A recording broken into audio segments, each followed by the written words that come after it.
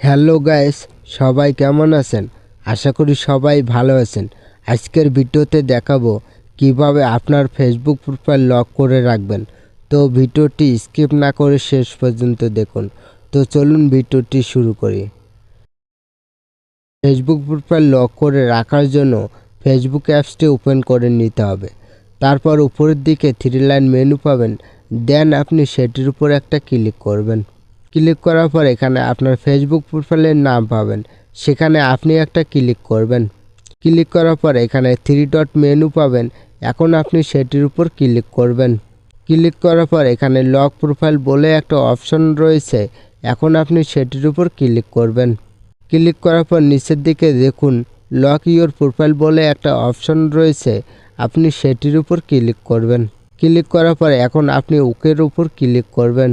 Click করার সাথে সাথে দেখতে পারবেন আপনার ফেসবুক প্রোফাইলটা কিন্তু লক হয়ে গেছে। এইভাবে আপনি খুব সহজে আপনার ফেসবুক প্রোফাইল লক করে রাখতে পারবেন। তো এই ছিল আজকের ভিডিওটি দেখে যদি মনে হয় নতুন কিছু শিখেছেন, অবশ্যই সাথে থাকবেন। দেখা হচ্ছে নতুন ভিডিওতে।